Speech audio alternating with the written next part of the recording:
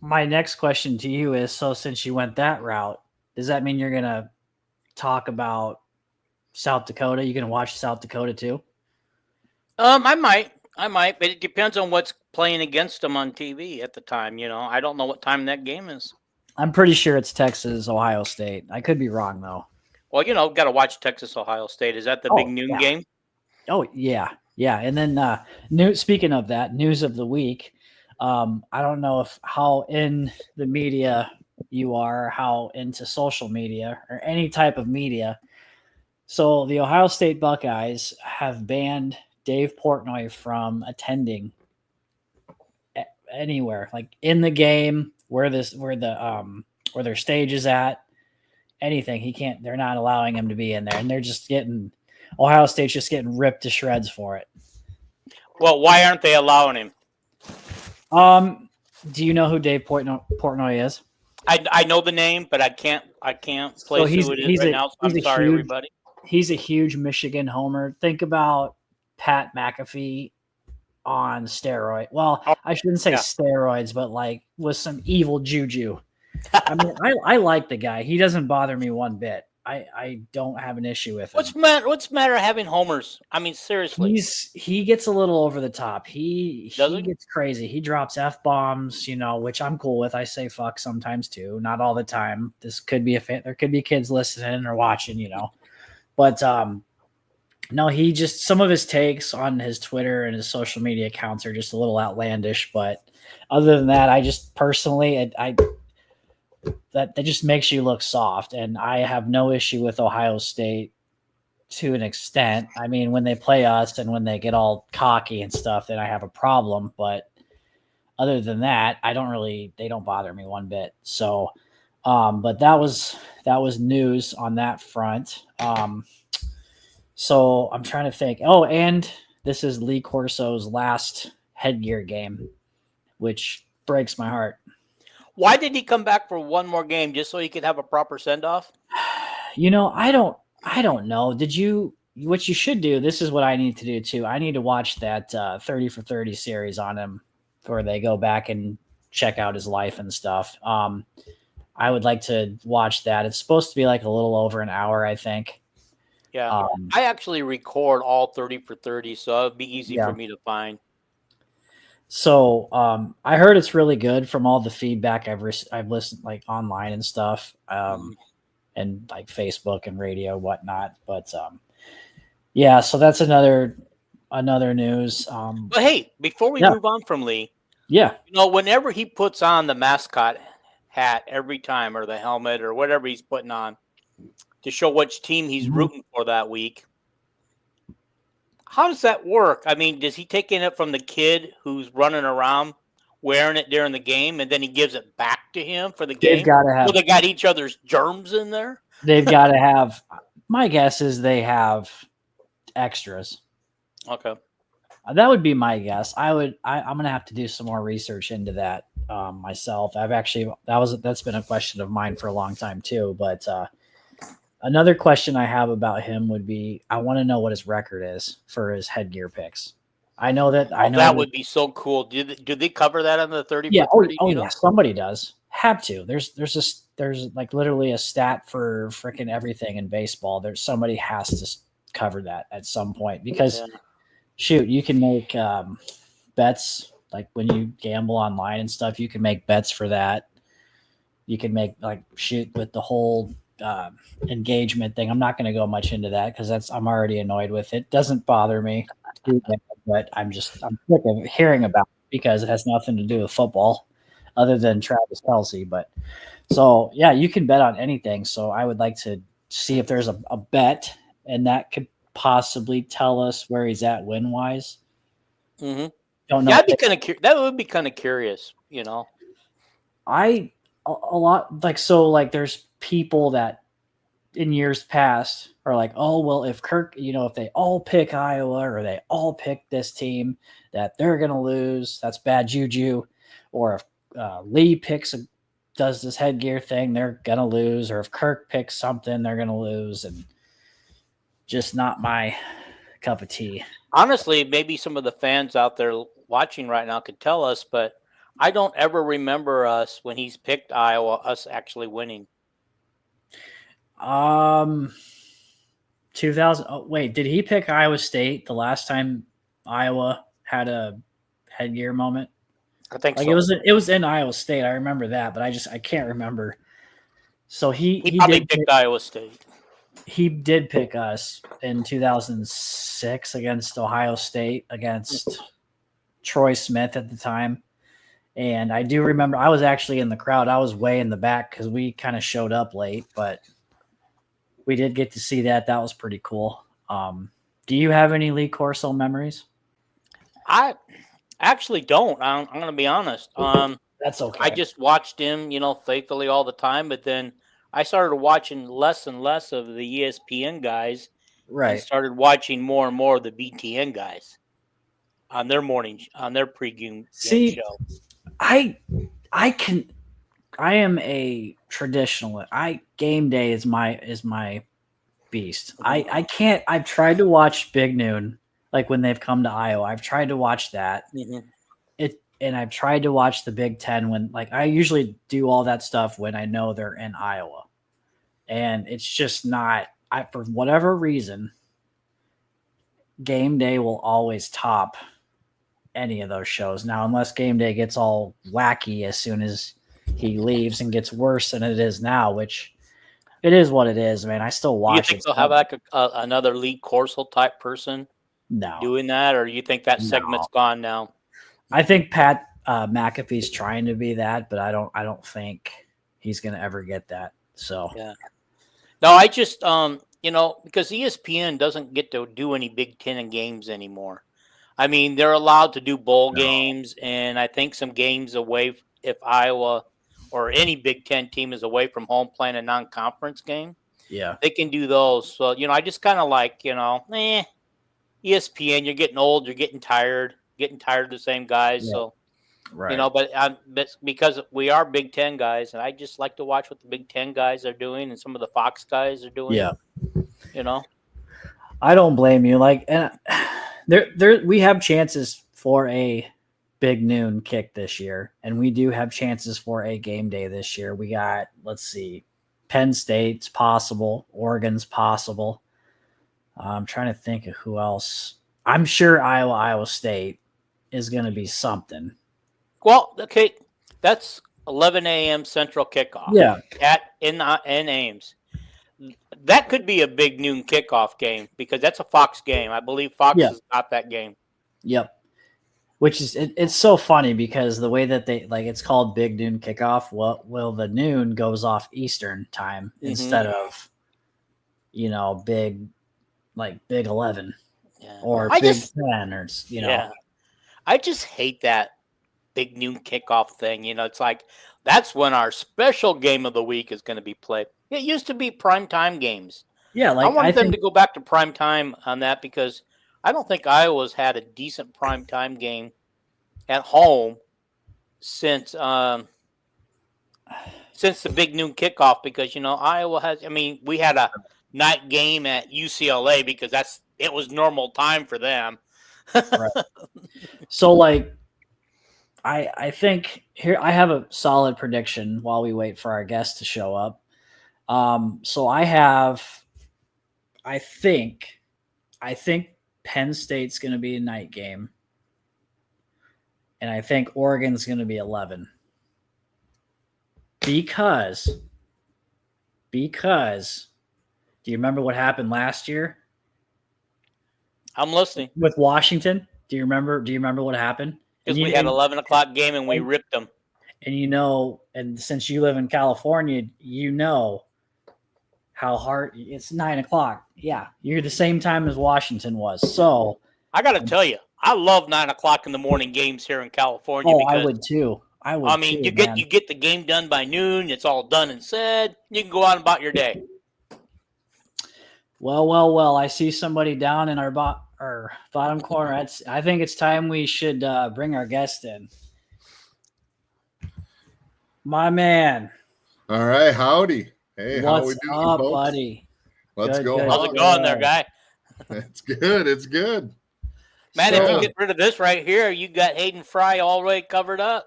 Well, we have our sunglasses that we actually have for purchase. So you can look cool. You can look as cool as us as well. You can be just as anonymous and have the same disguise as we have. So when I've been at places, I have people's because we do usually have fake mustaches that we wear, along with the whole Hayden outfit. And I've had people say that mustache is terrible. And I say that disguise is terrible. And I go, do you know who I am? And they say, no. And I said, then the disguise worked. I said, because actually underneath this, I'm actually Brian Ferentz. And like, hey, I just I come back to support the Hawks, but so yeah, the disguises work because no one knows who we are. We're anonymous. Awesome, so okay, buddy, I am so thankful that you popped on. So I gotta ask you, man, can you tell Hawkeye Nation about yourself, about your crew? Yeah, man. So I mean, we are known as Van Hayden. So we combine kind of two of our favorite things in the world, and some of the things that we grew up on was Van Halen, the music of Van Halen, right? Absolutely. And all the great music that they produced for us, and then combine that with the greatest football coach that ever existed, Hayden Fry. And the kind of the origin story happened during COVID. Me and my buddy were sitting in our basements and said, hey, wouldn't it be fun if we just learned a Van Halen album from start to finish, right? Like, let's see if we can play a Van Halen album all the way through. And we kind of talked about it and decided that 5150 was one of our favorite albums of all time. So we sat and he practiced the guitar and I practiced the drums. And we kind of then, after COVID went on a little longer than I think we all expected, we kind of said, well, when's the next time we're going to see each other? And because I live in Milwaukee and the guitarist actually lives in Omaha.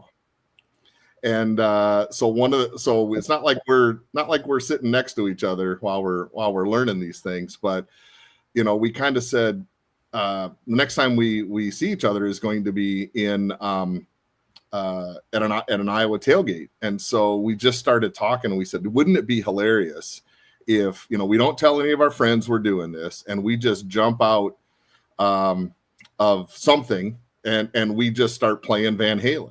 And at first we said, well, it'd be funny just to do that. And then, as as the night wears on, a couple of Frosty Barley Pops might, have entered the chat and you start thinking and you start just riffing and coming up with more and more funny things. We're like, well, we got to have a name for the band. And we said, well, Van, and it just Van Hayden just came out, and we're like, oh, that is an amazing tribute to both Van Halen and Hayden Fry. We're like, so we'll be Van Hayden, and so then we started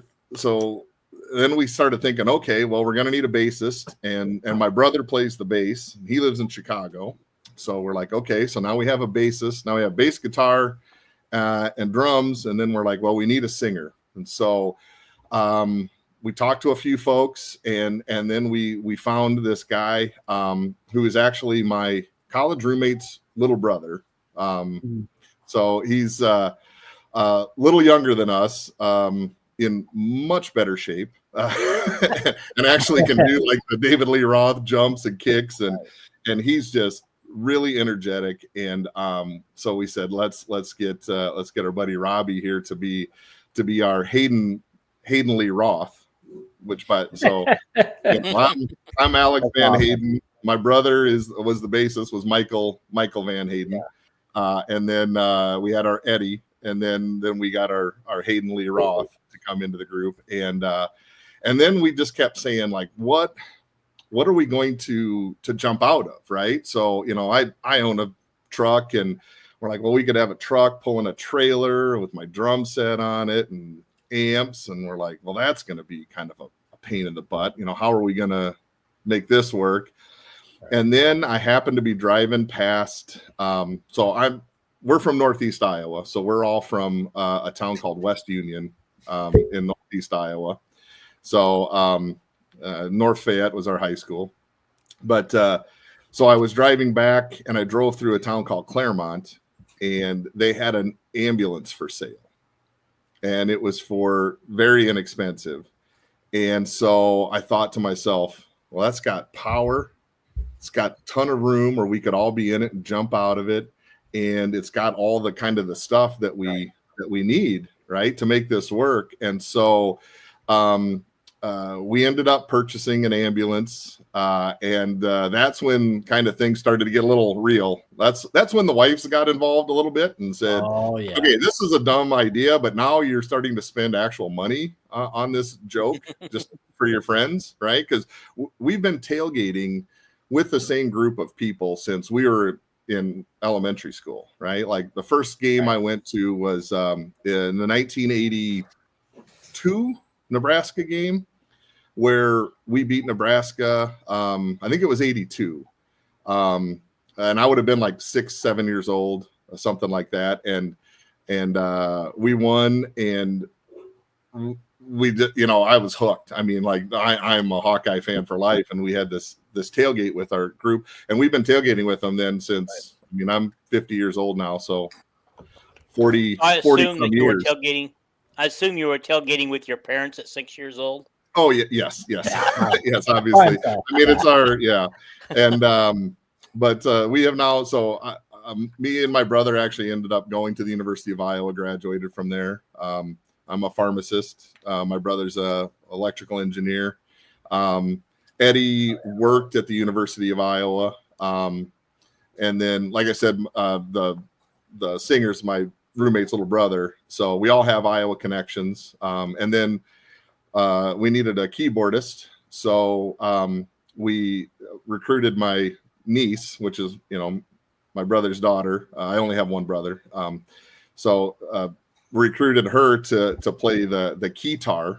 So she plays Jump. So she plays our keyboard on Jump, and she nails it. She does a really good job with it. And so we just kind of turned it into this dumb thing just for our friends. And we got together in West Union and practiced, and we decided, hey, let's run a practice run. So we drove uptown and pulled up in front of the bar, the local watering hole there in West Union, and literally didn't say anything to anyone, just jumped out, started playing music, and people started coming out of the bar and listening to us, and somebody filmed it, and it ended up on Twitter, and we ended up getting like 350,000-400,000 views or something like that on Twitter from just our little dumb idea. And we hadn't actually gone to the game yet. Like we hadn't actually played at a game yet, and all of a sudden we got kind of a little bit of juice behind us, and ended up going to the first game, and have had. Did I mention it's a 1994 ambulance with pretty damn near original tires? The first night, the night before the first game, we ended up with a flat tire. Ended up having to go to a Walmart Supercenter and have them throw a tire on the front in order to make it to our first. I think we only did one show for our first game because we thought we were going to drive all over the place. Because one of the reasons, again, why we did the ambulance is because we didn't know if the university was going to like us, if tailgates were going to allow us to be there, because, we weren't sure what our reception was going to be. So we kind of said, well, how can we set up, jump out of the ambulance, and then get out of town as soon as people start yelling at us, or, we get thrown out. So one of the things I failed to mention about the ambulance is that we have all wireless mics and all wireless routers and different things, to the point where my electric drums, we figured out how to run them on, it's 2 9-volt batteries. taped together, and then you can actually power. It's this little tiny. It's kind of one of the funny things too. If you're a Van Halen fan, you know that Alex Van Halen had these giant kits, right? Like he had these monster drum kits, and I have the smallest drum kit known to man. It's this little Alesis Nitro kit that runs off a 9-volt battery. And by the way, I'm 6'4", 300 pounds. So I'm this giant human being sitting behind this super tiny drum set, but we can pull it out of the ambulance with a wireless mic or with a wireless transmitter and receiver back to the mixing board we have in there, and everything else is wireless. So we can be set up and we can start playing in less than a minute. And then as soon as we get kicked out, which we have a few times, if you're familiar with the Hawk Shop down in Coralville, they do have some apartments that are right near there. So we decided to play there one morning at about 10 a.m. and apparently the third shifters are not real big Van Hayden fans. We got yelled at pretty good there. The Hawk Shop was totally fine with us doing it, but the apartments around there weren't real happy. So we've been kicked out of there. We've had the cops ask us to leave a couple of the university lots. So we're able to set up and play fast and then leave if we need to real quickly. So that's really cool. By the way, I looked it up. It was 1981 that Nebraska win took place. Okay. The year of the Rose Bowl.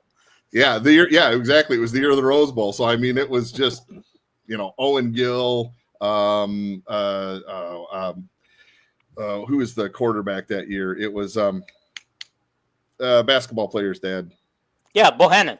Gordy Bohannon. Yeah, Gordy Bohannon. Yeah, it was awesome. That's why I was just hooked, as a kid. I just wanted to share something that kind of because you talk about Van Halen and Jump. When they started broadcasting in the early 80s, Iowa basketball to the entire state of Iowa, the theme song that they would open every game with was Jump. Oh, yeah? Yeah, it was. I mean, and I just loved it. I mean, it got me fired up, boy. Yeah, it's my favorite. That is a great song. And one of the years in the early 80s, I don't remember exactly which year it was, but David Lee Roth actually came and played the halftime show for the Iowa State game. And was part of the halftime show. So we have asked him if he'd like to come back and relive that. And front our band, but so far he hasn't taken us up on that. But we're trying. It's okay. Yeah, that's okay. So that's kind of our origin story to think. There's a couple other. Did you guys ever tailgate up and down Melrose there? Yes, I have done that. I haven't done it since I moved to California, though. I've been in California for 7 years now. Dude. Yeah. Do you remember there used to be a guy that did a poem? Yes. Yes. My Uncle George used to have a house it's gone now where that red barn is. Yep. Yeah, it used to be there. There was it turned into a daycare for a while. But he still apparently does it. He's from it's from I talked to Nick Gallery about this. He's from Manson? Manson, or no, it's not Manson. Where's Gallery from? Oh God, Benton or not Benton, North Buchanan's school. Geez, Dyersville, around that area. Okay. But anyway, the guy who does the poem is from there, and he would stand up on a cooler or whatever else at usually it was an hour and a half before kickoff. And he would stand up there and he would do this funny poem where he would make it different for every game and every week, and it would rhyme, and he would just get the crowd hyped up, and then you'd go, and then you'd walk in. It was an hour before kickoff, right? Because then once you'd get all hyped up, and then you'd go there, and then you'd walk into the stadium and get ready for the game. And that was kind of one of our inspirations. It's how can we bring positivity and get people hyped up in the parking lots to go into the stadium. So, that's one of the things I didn't mention is that we play Van Halen songs, but we change the words to be Iowa specific. Oh yeah, I love the one where you on jump where you change it to punt. Yeah, and one of the things that we did with punt is we wanted to make sure that this was positive, that this was all positive Iowa stuff, and so we changed it to you might as well punt. It's not that we've got some pretty good punters, right? But we didn't want to make it sound like we needed to punt because we may or may not have had the best offense in the past, right? We know. We all know. Oh, we're about to. You may be aware of where our rankings were in the offensive categories, 132nd out of 132. But anyway, right? Like we didn't want to have that to be out there, so we went with our defense, and so the words are all very focused on our defense is so good that you might as well punt. So that's one thing we're I very got a question for about. You along that line. Yeah. Did you have to get permission to play the songs like that and change the words? So we have a couple other members of our group are not necessarily people who play instruments, but one is a lawyer and one is one is a merchandise person who happens to know some people at the University of Iowa, and so we have some good legal advice about what we can and can't do, what we can promote, and different things. So there's a certain rule. It's parody. So we're definitely a parody band. We are not putting ourselves out. Right. Nobody is going to mistake us for the real Van Halen. I'm pretty sure once you see us and hear us play stuff, like nobody's going to think we're really them. So it's clear that we're parodies, kind of like Weird Al, which we actually have. That'll be some breaking news here that we actually have a collaboration that we're going to do with Hawkeye Weird Al coming out this year. Oh, that's awesome. So we've got that'll be one of our new songs. Is going to do a collaboration with Hawkeye Weird Al, because we did do a collaboration with Hawkeye Elvis. I don't know if you've seen, but he's been on the show.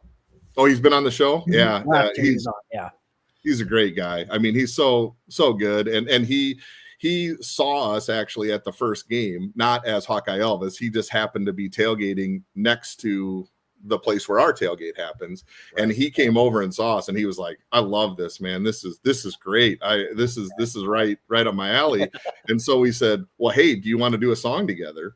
And so when he would be dressed as Hawkeye Elvis, then we would have him come over and we would do Simple Minds, and we would play that along with him. So this year we're going to be doing some tributes to him. In fact, I have some of our new costumes. But these are our new sunglasses. I love it. Yeah, buddy. It even comes with its own sideburns and everything. So these will be the glasses that we'll be wearing when we're playing our Hawkeye Elvis tribute songs. Yes, that's so cool. So yep, I'm sure he'll still come to the games, right? Yeah, he won't be as Hawkeye Elvis, but he should be at the game. Yeah, well, and he lives actually in California too now. No, he actually moved to California last year, I think it was. Yeah. So that's one of the reasons why he retired is he couldn't make it. Oh, he's like, I wish where in California, because I live out here too, close to San Fran, I think. Yeah, I think it's San Francisco or somewhere around. Oh, okay. Yeah. I have his number. Wrong part of the state. Yeah. Well, I mean, it's not that big a state, is it? Right? Oh my God, it's like 3-4 states put together. Yeah, I know, it's huge. But so we'll be doing a Hawkeye Elvis tribute to him. So we'll be doing some of those. So it's just it is easily the dumbest, funnest thing I've ever been involved with. So I got a request. Fun. Can you bring that ambulance and bring it to California for the USC game? Oh, so my brother really, really wants to do that. Again, I did mention it's a 1994 ambulance. We have barely made it to the games in Iowa City, and we store it in Coralville. Well, actually, Tiffin. We store it at so shout out to our buddies at Mega Storage USA in Tiffin. right off the interstate there. But we store it there, and we have a hard time making it down to the games for all of them. We've had dead batteries. Oh my gosh! We've had to get again new tires. We've had tons of issues with it. Coolant leaks. We had to get a new brake line. Oh, shout out to who was our guy last year. We had no brakes the morning of the game, and we had to have a guy come with a mobile unit to fix our brake line that morning. So, making it to California, if we made it there, it would probably also stay there. I doubt it would make it back. Well, here's what you do. You fly out to California with your equipment, and then you rent one. You find an ambulance and rent it out there. Well, have you seen the ambulance? I haven't. Just look it up. Yeah, if you Google, it's vanhaydenband.com. Yeah. Okay, now we've got it all Van Halen'd up. Okay, so people like me who hadn't before tonight heard of you, and I've watched a couple of your video clips. Is there a place we can go and catch all your stuff? So, I mean, we have vanhaydenband.com. We have a YouTube channel. We're on all the different socials, except we haven't quite figured out Snapchat. We're old. Yeah, so, I don't use it. And we haven't done TikTok. The problem with TikTok is you really have to have good cell phone coverage during the game. Like, you need to be live doing different things. And we, you've been at Kinnick Stadium during game day. There is zero cell phone reception. So we can't really do those live videos to capture that market. So we haven't done TikTok, but we're on the rest of the platforms. On TikTok, you could actually do it, but just record it and upload it later. Yeah. Well, and the problem, what we've learned is that since I live in Milwaukee and my brother lives in Chicago and the other guys, I forgot to mention that we have, so our Eddie in Omaha got a new job. And so he's no longer with the band, but so then we got a new bassist to come in. My brother has now taken over the Eddie duties. Nice. And then we have a bassist from Decorah, who is one of our lifelong friends. So now we've had a little bit of Dread Pirates Robert, if you remember from the Princess Bride, right? Like, we kind of, if you go on the videos and you go, wait, that guy looks different this time. The drummer looks different. The bassist looks different. Yeah, we kind of, that's another reason for the outfits, is that we may not always be the same group of folks. But again, with TikTok, back to the TikTok thing, you need to upload it in the market that you're in. So if I do it in Milwaukee, then I would have to, like, Milwaukee people would have to see it and be Hawkeye fans, right? So we don't have anybody that even lives in Iowa City to try to get like that big market. So that's one of the things that we've struggled with TikTok, but we're working on it. Hopefully that's okay. That's okay. So where do you guys meet up at? Is Iowa City? Do you all like collab in Iowa City before you guys are? Yeah. So we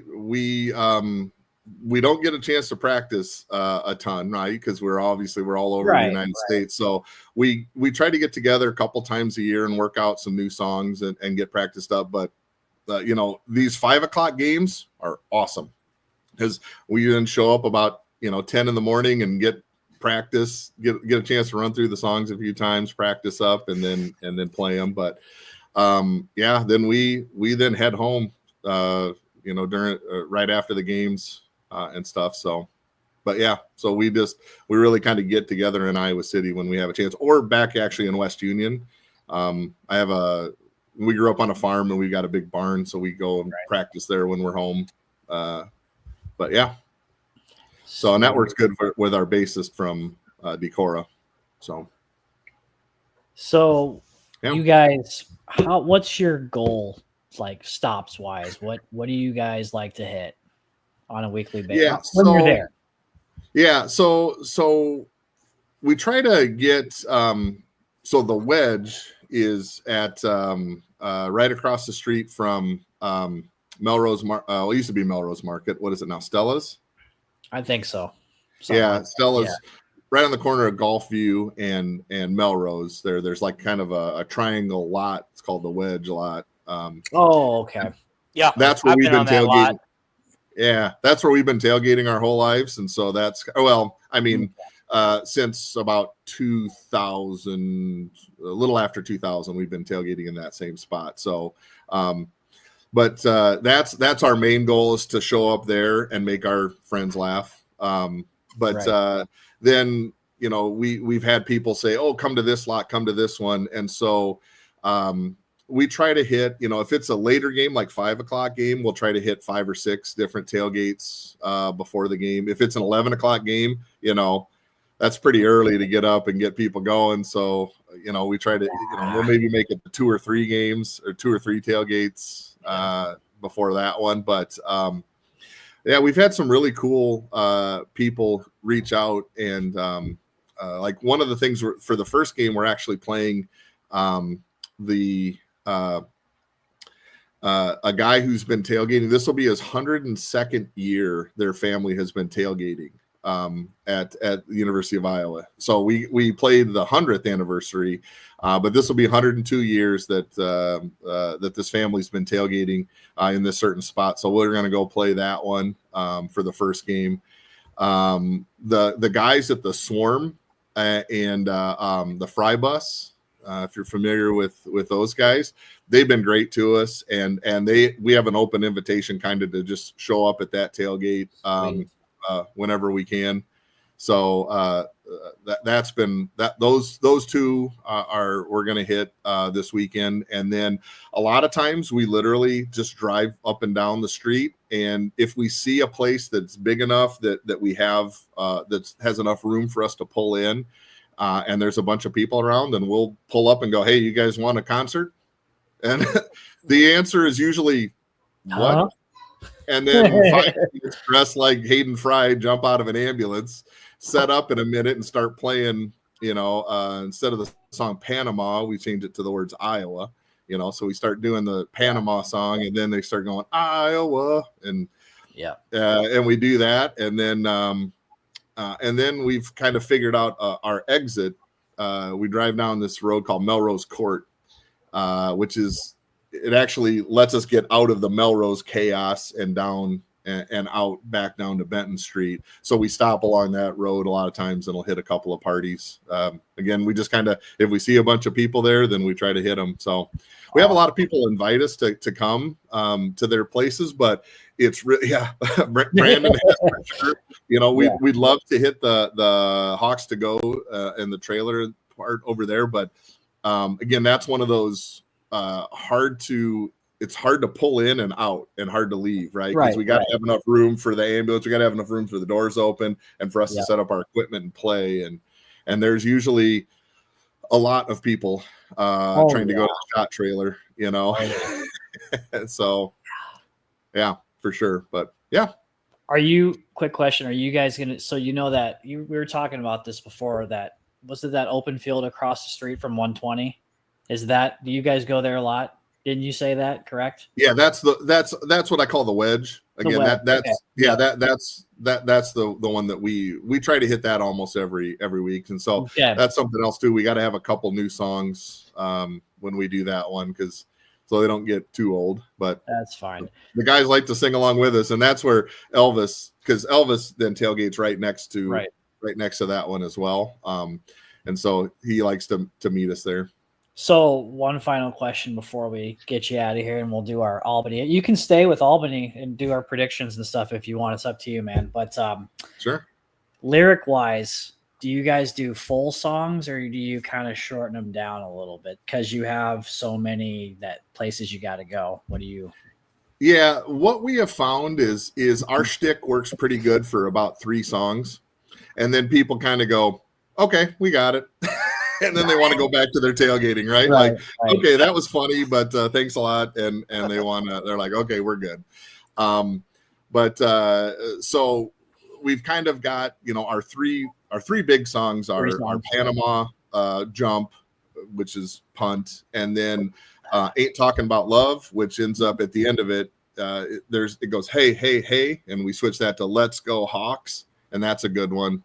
Those are our 3 main ones, and then we try to throw in usually 1 or 2 other songs. Like the first year, the first year we kind of focused on the main Van Halen ones, but the second year, I was driving along and I heard Twisted Sisters. We're not going to take it.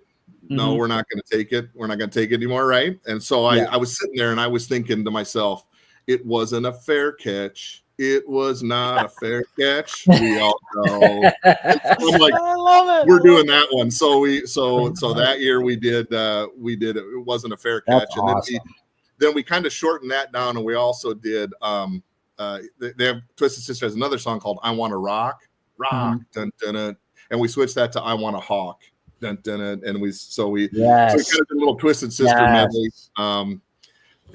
So then this year we're going to do a couple of ZZ Top songs where we're going to shorten down LaGrange and Sharp Dressed Man. So we'll do a couple of little ones of those. What we did last year, we played Fry Fest, and so we did little more of a acoustic stuff because we try to do Ice Cream Man. We do a little bit of Ice Cream Man, and then we put in the Zach Brown song Chicken Fried, and we switched that to Hayden Fry.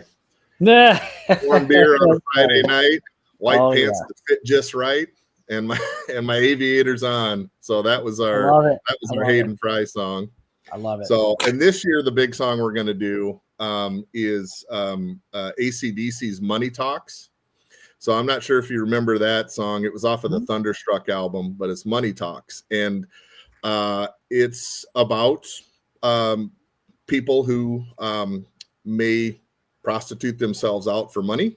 And however, if you only change one word in that whole song to the word from lovin' to playin', come on, playin' for the money.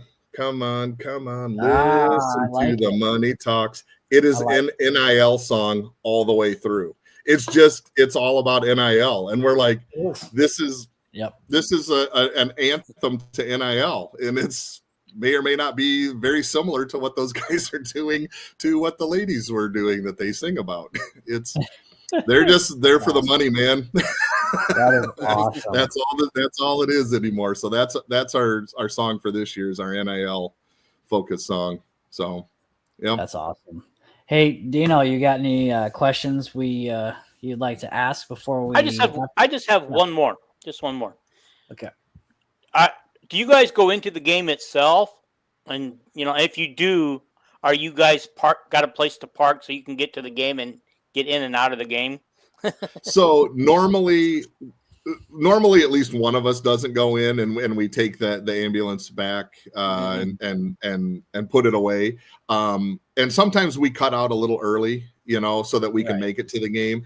And usually multiple guys go to the game. Like usually at our last stop, a lot of guys will just hop in the ambulance and change into their normal go into the game and change out of their uniforms and then go to the game, and then at least one person will take it back. So, but we don't go to the games dressed in our uniforms and like sit together. We haven't done that, maybe if we get tickets next to Hawkeye Elvis or something, we would do that.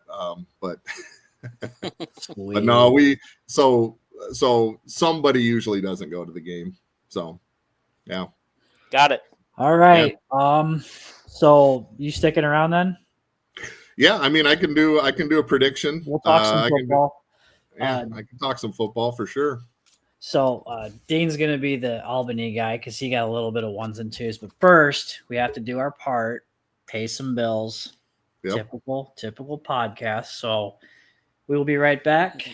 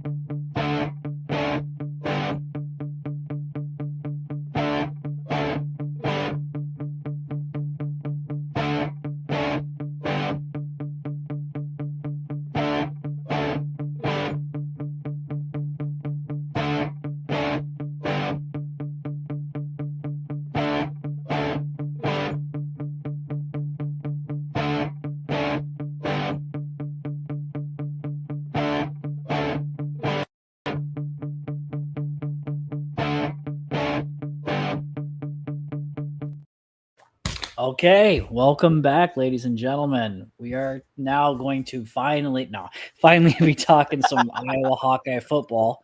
Yeah, that's one of those things I thought, boy, you're going to have to just tell me to shut up at some point because I can go all day on this stuff.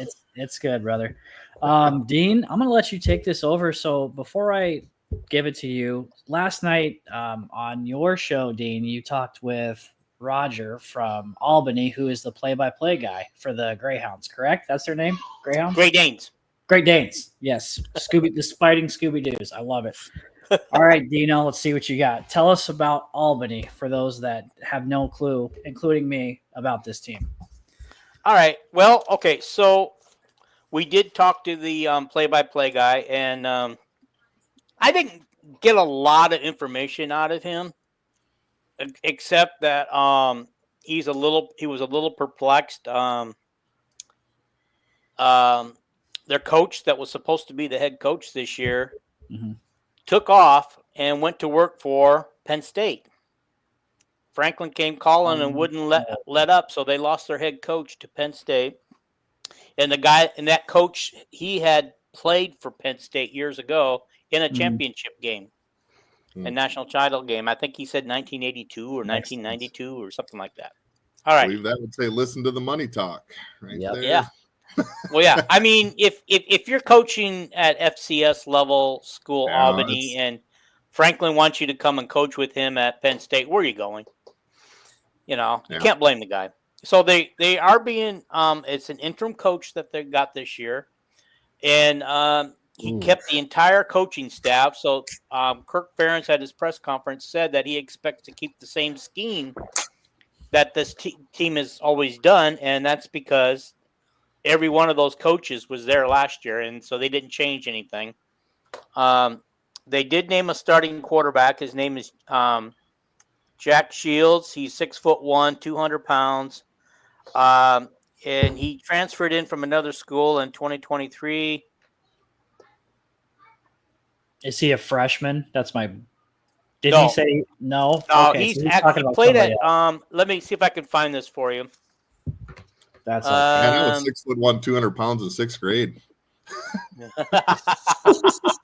Okay. He played at both Buffalo last year and I think Old Dominion the year before. So the stats I'm giving you would come from Old Dominion. And so in 2023, he was 25 of 47, had 53% pass completion, threw for 353 yards, 2 deep, only 2 touchdowns, and 3 interceptions. So he didn't play a lot. He doesn't have a lot of experience. Okay. But one of the things, their top running back is Jojo Yuga. Okay. And nice. he graded out at 75. I don't know what these grades mean, but he graded out at a 75. And another running back on that team to look out for is Griffith Woodell. He graded out at a 68. Again, I don't know. Maybe if you guys know what these grades mean, tell me. Not a clue. But I do know that these aren't good numbers. That sounds like a D to me. Like 75 is a C, right? Like what's that? I think a 75 is a C. 68, you're kind of down in D category there. Yeah, you're down in D category. Yeah. Okay, and they got their top tight end, I believe, is Riley Engelhard, and he only graded out at 67. So, but they got a couple wide receivers to kind of be on the lookout for. Caden Bertie, Kyler Austin, and Josiah Barron. Okay. These guys came from different schools. Austin came from Liberty, and Barron came from something Baptist Church. I can't read my own writing. That's all right, man. Sorry about that. They got a couple of offensive guards to look out for, Austin Mosier and Josh Gaffney, but honestly, they graded out at 51 and 47. Oh, okay. So they have 3 transfer quarterbacks and of course, only Jack Shields is going to be. We'll probably see the others after they get blown out. Jeez. All right. Linebacker to look out for is Troy Schwiger. Worcestershire. Talked about this on the show last night. Right. He grades out at an 84, so he's pushing a B+ category. Decent. A defensive back is Nick Tolton. Another grade, not too bad, 77. And the strength of this team is their defense, much like Hawkeyes have been. Okay, they're really concerned about the offensive line. And with our defensive line and their O-line, we should pretty much keep Jack Shields on his back or running for his life most of the day. And I don't see them getting much of a run game going in this game. Another defensive back to watch out for is Sean Lewis. He's from Bowie State. Another DB is Shamir Fredericks from Monroe's College. Okay. It's getting worse and worse, man. Again, I think your my money talk NIL deal sounding like pretty spot on here. None of these kids I've heard from high school. It sounds like they've all transferred in. Yeah, and they had a mess of kids transfer out, and so they're pretty much rebuilding this team, much like Michigan State had to a couple years ago with pretty much all transfers. And so so here's a little statistics about them. Their total offense, they were 84th last they ranked 84th. FCS, right? FCS, right? I don't know. It doesn't specifically say. I would guess FCS. Okay. Well, because I was gonna ask, were we above 84th?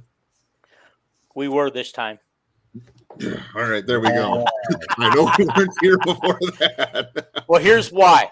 Obviously, we weren't. Obviously, they weren't playing Penn State and Ohio State and those guys. So Now their passing offense was ranked 39th, so this team could pass. At least they could last year. These are last year's stats, and they have a rushing offense. They were 105th in rushing offense. I'm sorry to say, guys, I didn't get the yardage down what they did. Yeah, that's but all their right. scoring offense is 104th at 19.6 a game. So it sounds to me like they're passing the ball a lot. They just ain't doing much with it. Good. They're not getting into the end zone, it looks like. Good. Yeah. That makes me happy. Defense, they ranked 53, so that's not bad, really.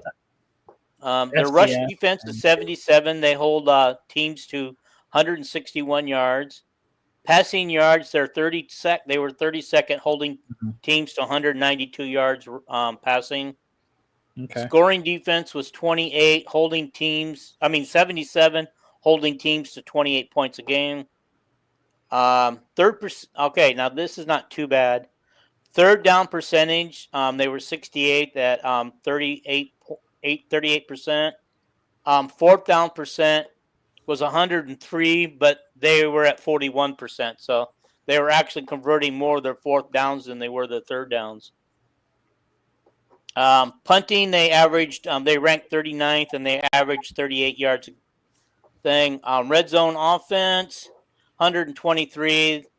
They scored 53% of the time when they get in the red zone. Red zone defense is pretty darn good. They tied for 70th and held teams scoreless 83% of the time that they hit that. So this team, as you guys can tell, this team is a really good defensive team. So I think this could be a true test for our wide receivers. I don't actually see our DBs and linebackers getting real tested too much. That's fine. I'm happy to hear that. Okay, that's all I got on it. I mean, that's pretty much the information I was able to get out of it. Yeah. So, keys to victory. What do you have? What do we need to do to beat these guys? Just play Iowa football. Play Iowa football. And win like we always say. Win in the trenches. Do some damage. Don't show Iowa State. So I'm thinking they're gonna be all vanilla, nice and boring, plain Jane. If they look vanilla and put up like half 100 or something like that, I'll actually be ecstatic. But I don't see them getting over 40, in my opinion. I just think they're trying to, keep things on the DL for Iowa State, because a lot of people are saying that's a make or break game for Iowa on how this season's going to go. We'll see. I'll see after whether we win or lose. I'll let you know if I think that was a make or break game for Iowa. Yeah, that's true. Yeah. Okay, Dino. I don't know if you saw that Buck Wild over here wants to know if Iowa gets up 6-0, will Kirk call off the dogs? Possibly. Marty Polka has us going 52-3. The famous Moose. Yeah, it's Moose. Hi, Moose. Famous Moose. You see him on TV actually don't agree with that. I don't actually agree with that score. What? I just don't think Kirk's going to allow the score to get up that heavy. Plus, we're going to be vanilla, like you said. Yeah, I really do. I really think we're not going to show much. But, okay, well, since we don't really know much about Albany, let's get into some of our picks. So, Alex, at the end of the show, we like to do four national games. Okay. Doesn't have to necessarily be Big Ten. We usually pick 4 games. We predict, and then the grand finale, we pick the Iowa game, and then we say our pieces. So, Dino, what you got? First game. What do we got? I gotta know who's playing State. I took Ohio State in this game. They're at the shoe. They're at home. They don't lose much there. Yeah. One of the things I'd failed to mention was that my oldest daughter is a senior at Ohio State this year. So no, if I don't choose Ohio State, I will hear about it. So, yeah, I will definitely. She chose a major that Iowa doesn't have, so I gave her the pass on that. She's an architect major. Iowa doesn't have an architecture program, and we knew we couldn't let her go to Iowa State. So that's yeah. Iowa doesn't have an architecture program, so I did not. So she ended up at Ohio State. So, but yeah, we'll be rooting for the Buckeyes in this house. That's where the tuition dollars go. So they get the rooting. But yeah, so Brandon, you're going with the I'm going with the Buckeyes. Oh, you're going with the Buckeyes. I gotta go with the Buckeyes. Yeah. Yeah, I think they're going to be pretty tough. I mean, Texas obviously is going to be a formidable team too. It's a great. I mean, it's what a great first football game. Oh yeah. So. My thing is that, granted, they have a brand new quarterback, and technically, Arch is a brand new quarterback. Even like this is his first time starting, so like, I don't think he's played in an environment like they have at the shoe. So, I would take a new guy that has his home fans behind him over a guy people are calling him the third coming of Christ or whatever in the Manning household.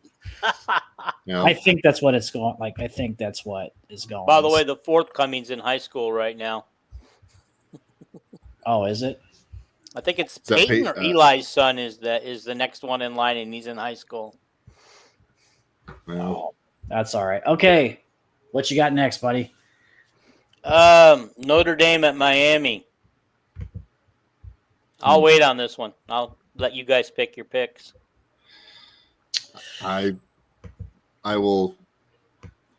I mean, Catholics and convicts. I mean, this was the T-shirts that everybody had in 1985. I mean, that was this is we're back to the Van Halen 1984 album, type of cover here, and I don't remember who won that one. If it was the camp, I think it was the convicts. So I think we'll do a repeat of we'll do history repeats itself. We'll go with the convicts. We'll go with Miami.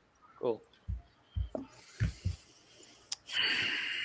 Brandon, you got to pick one. God. Yeah, let's go with Miami. Screw it. Okay. Might as well. I take Notre Dame. Notre Dame, but they got the semis last year, right? Or they got the semis. Yeah. Before they packed it in. Okay. Bama at Florida State. Bama at Florida State.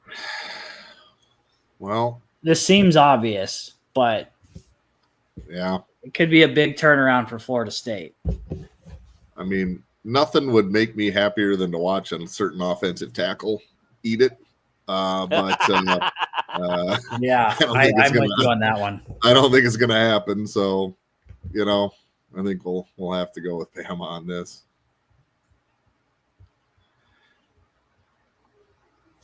Yeah, okay. I mean, yeah, until Florida State does something that's not like last year, until they go back to their old self, I'm not gonna pick. Even if it's at home and that environment's hostile, I just don't think that they have the weapons to stop Alabama.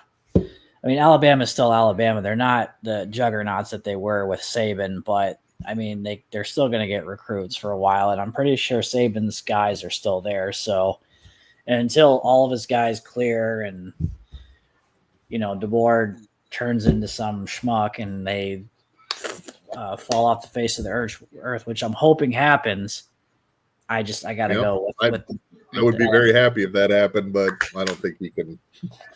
I don't. First game, right? Like, I don't think we've seen what's going on yet. So I would have a hard time picking against Alabama in a Florida State game. Yeah. What else we got there, Dino boy?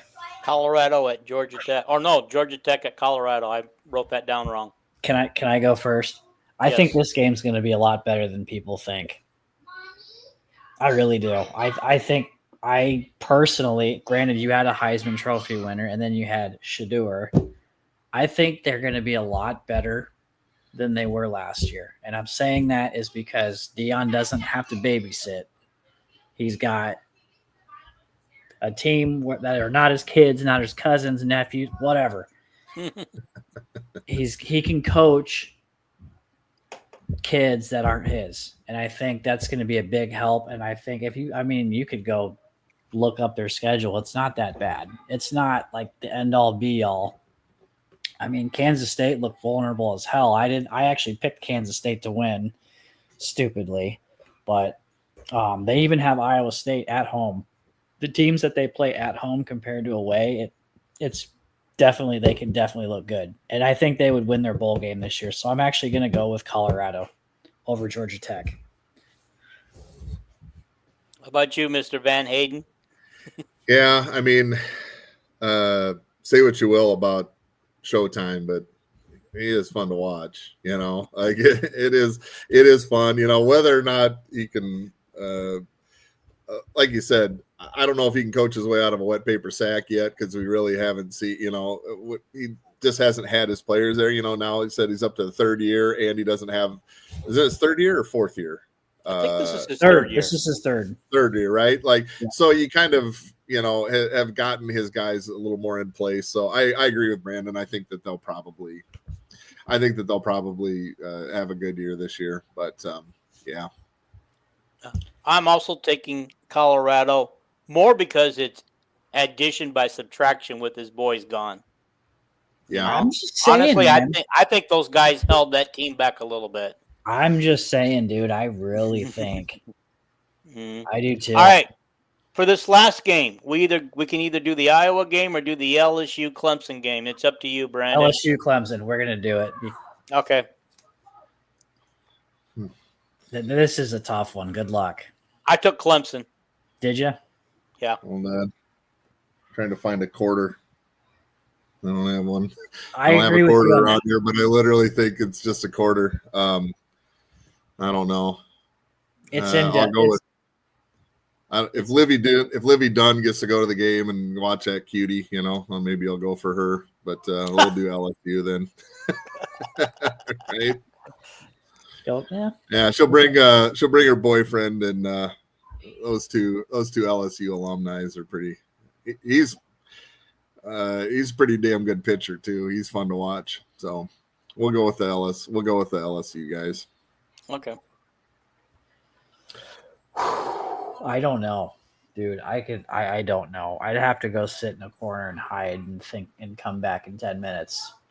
And even then, I don't think I would have an answer. But in games like this, I usually go home. But I do think LSU's for real this year. But it's really hard to pick against the Clemson quarterback because supposedly him and Arch are like the two that are supposed to win the Heisman Trophy this year. It's just look around, you'll see. I can't say his name, Cade Klubik or whatever the heck, and then Arch Manning are the two guys that they're really looking at, and he's also going to probably be a top quarterback pick in the NFL draft. So I'm just going to be safe and pick Clemson. Okay. The thing about Clemson is I said on another podcast, I believe it was yours, Brandon, that they would win the national title game. So over Penn State. Yeah. Well, for the Iowa score, I mean, Buck Wild says 6-0, but I think that's 3 safeties. Is that what he's saying that Iowa will get? Because I don't know. That's defense is the way we score points, right? But yeah, I think I got to do my normal Van Hayden prediction, and the score will be 51-50. Okay. To 0. To 0. To 0. 51-50 to 0. All right, I don't quite understand that one, but that's one of their albums. Is one of the okay, albums I got it. Van Halen is 51-50. So you're not a Van Halen guy, really?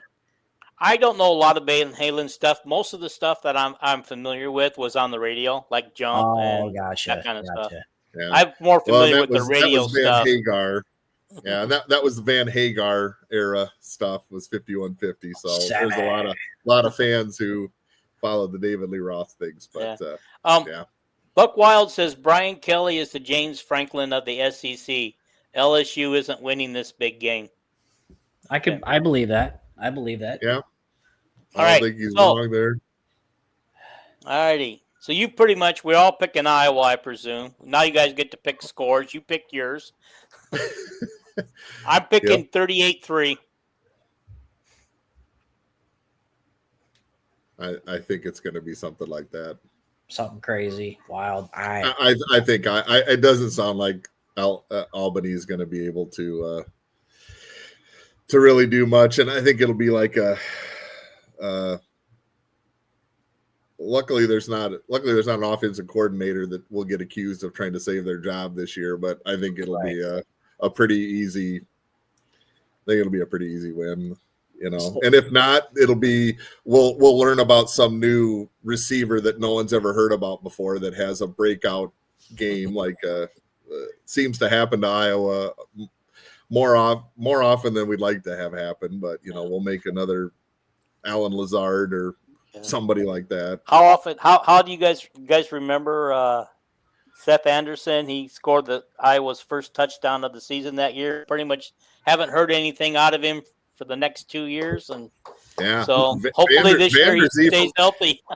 Yeah, Vander Zee from last year, right? Like I think after that first game, we're like, we got a receiver here, And then he disappeared. I'm hoping that'll happen this year too, though. That we'll have get some breakout receiver that we'll like. But I got one. He's 5'7". The transfer Sam Phillips. He's gonna be the speedster. He'll be the Matthew Golden of the Iowa Hawkeyes. Yeah. 5'7". Yeah, starting backed up by what? How tall is Vander Zee? Like 6'5", 6'7"? Yeah, he's tiny, dude. If you see pictures of him at like a whole foot difference between these guys. Dude, and I thought Fred Russell was short. This dude's an inch shorter than he is. I love Freddie Russell. I'm not saying Vander Zee. Like, it just was so frustrating that he had such a great first game and then, like you say, battled injuries and had those other things. But hopefully we get our receivers to have some fun. But it also too, when you got a guy as tall as Vander Zee and he's out there and you're targeting him, Throw the ball in the air so he can go up and get it. Don't throw it at his feet because he has to come down a mile for it. Yeah. and that's what our quarterbacks did last year when he was in the game. Yeah.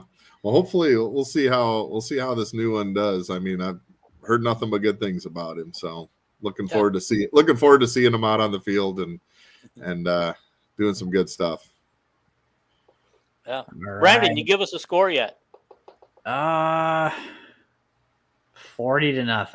Sure. Okay. I don't think it's going to be like crazy like some of those other games are going to be, like 70s, 60s, and even 50s.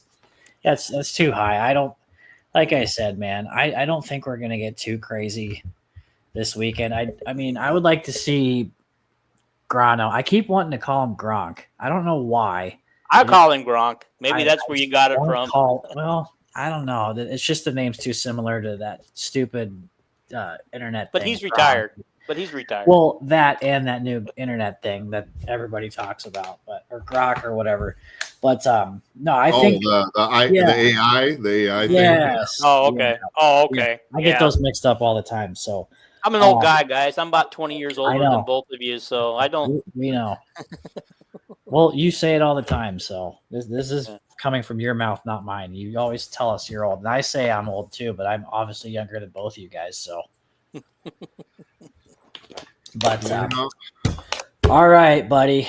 I'm not going to keep you any longer. I really appreciate you coming on, and I definitely would like to bring you on again sometime. We'll talk Hawkeye football, and if you want to talk about Van Hayden again, you can, just to bore everybody. I'm not saying your story's boring. I'm saying since they heard it already, if read the same book twice. Well, hopefully they'll all get a chance to come see us at Moose's tailgate. We'll try to figure out how to make that happen, or at some of the tailgates around town. But that is one of the things we've had people say is we're trying to give a map and times to be there. Right. But every time we've done that, then something's broken, and we end up saying, "Yep, missed the first one. Yep, missed the second stop." And so I got a question.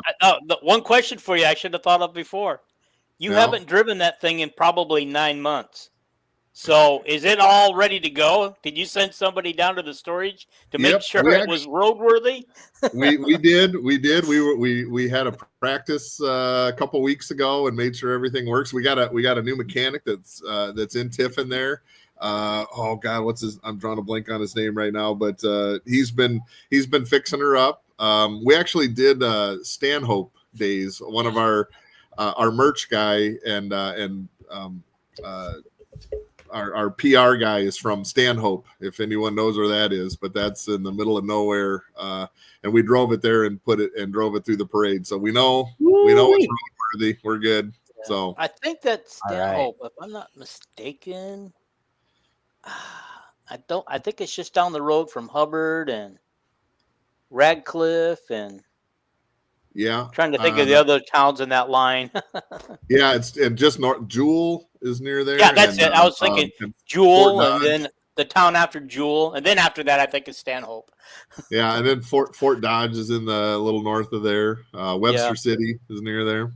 Yep. So, good place. So, hey, thanks a lot. It was really nice, nice hanging out with you guys. And, absolutely. And I always go Hawks. Go Hawks, baby. See you Saturday. Always love talking Hawks with everybody. See you. I'm hoping to see you Saturday, man. All right. Sounds good. Bye. I'll be there. All right. Talk to you guys later. Thanks. Bye. Hawkeye Heaven picking 38-10. He's thinking along my lines. All right. So before we leave, I would like to make a quick announcement. So the boss man over at Hawkeye Heaven wanted me to let everybody know that he has, he has tickets for sale that are pretty reasonable. And honestly, if I didn't have tickets myself, I would definitely buy from him. But if you need to check out the game this weekend, if you need tickets, visit the Hawkeye Heaven Facebook page. Reasonable. He'll get it to you as pretty dang quick. So just visit Hawkeye Heaven. If you're watching this on Hawkeye Heaven, obviously, you just go back onto the main page, scroll down, look for him. And every week that there's a home game. I'm not sure about away games. He'll have to put me in on the loop on that. There will be tickets for sale. I'm guessing there will be for that too. I'm not sure about any other sports, but yeah, he just wanted to let me know and let everybody know that he has tickets for sale for this weekend's game. And it shouldn't be too expensive depending on where the seats are at. And it's the fact that it's Albany would be a great time to take your kids or somebody that's never been before, especially the weather's going to be nice this weekend. I saw it was supposed to be like 77 and a low of like 59, 60, something like that. So perfect football weather. Oh, dude. I remember last year for the Illinois State game, that was brutal. It was freaking hot. I mean, I'm obviously bald as bald can get, and I was redder than a crab. So, well, Dean, you got anything else to say? Are you excited, man, as much as I am? Because I'm pumped. I don't sound like it, but I am. I'm very pumped. I mean, we got games on TV probably Thursday night, Friday night, Saturday morning before we get to our game, Yep. and so we got a lot of good choices for games before we get to ours. So I'm going to be crawling up the wall and up the ceiling and everything by the time we get to our game. And then yeah, there's games since the NFL hasn't started just yet. There's going to be games every day this week, and even on Labor Day. So. All right. Well. Oh yes, I forgot. Yes, we got Sunday games this weekend too. Yep. Sunday and Monday. Usually on Labor Day weekend, it's always every single day starting on Thursday and it ends on Monday. And then obviously once the NFL starts coming in, then you have to kind of fight for scheduling rights. So, do you find yourself wishing that we could get one of those overseas games so we can start a week earlier? No, I don't. I don't, and if we do, that I'll be pissed because it takes away a home game for one of the teams. Yeah. I don't like those whatsoever, and I think Kirk even said the same thing too about that. So, yeah, you lose a home game. Yep. All right, my guys, let's get the heck out of here, dude. Sounds good to me. I'm done. I know it's 8:19 Iowa time. It's 6:09 lucky that you still have daylight to mess around and do fun stuff, and I have to literally go hop in my room after I get done with this. So I gotta go eat supper. I don't like eating supper this late in the day. Yeah, you should have ate supper. Well, you should have ate supper while you were on air. That way, everybody would just be like absolutely petrified. Chewing up my food.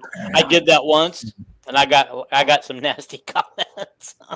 Yeah, that's the best. When you get nasty comments, you can't get enough. But all right, let's get out of here, shall we? We shall. All right. Thank you, everyone, and go Hawks.